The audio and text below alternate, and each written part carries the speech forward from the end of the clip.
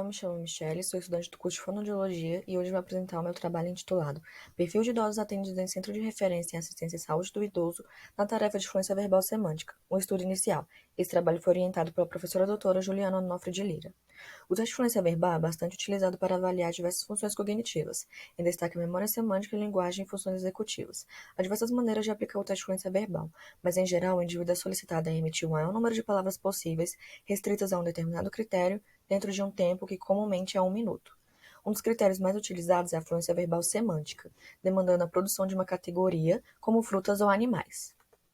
No contexto do SUS, há o Centro de Referência em Assistência à Saúde do Idoso, que é uma unidade que tem função de ser apoio à atenção primária quanto ao diagnóstico e segmento de idosos.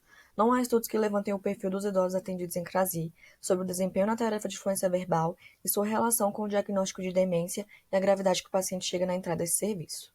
Portanto, o objetivo do trabalho é descrever o perfil de desempenho de idosos atendidos em CRASI na tarefa de fluência verbal semântica, relacionando-o com o diagnóstico e a gravidade de demência. Este é um estudo transversal observacional retrospectivo realizado no CRASI do DF, que se localiza no HUB. Ele possui uma equipe multidisciplinar que avalia o idoso e, ao final, discute entre si o diagnóstico e a conduta multidisciplinar.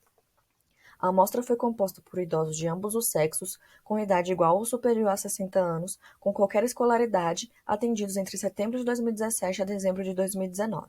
Foi feita a coleta de dados em prontuário, buscamos dados de identificação, como sexo, idade, escolaridade e profissão, idade de funcionalidade, com a escala CATS, que avalia a atividade de vida diária, e a escala Pfeffer, que avalia atividades instrumentais. Foi utilizado o instrumento de fluência verbal semântica categoria animais e o CDR, que é um instrumento que classifica o grau da demência. Ele possui pontuação que varia de 0 a 3, sendo 0 nenhuma alteração, 0,5 questionável, 1 demência leve, 2 demência moderada e 3 demência grave.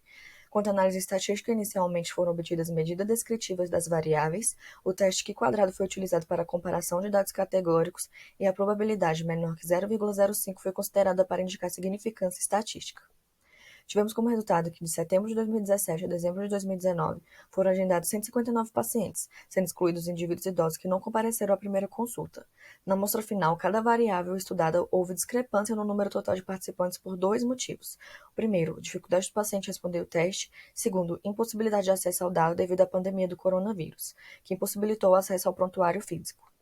Quanto aos aspectos socioeconômicos, tivemos média de idade de 76 anos, média de escolaridade de 6,2 anos, o sexo predominante foi o feminino e a profissão mais relatada foi de trabalhadores do lar.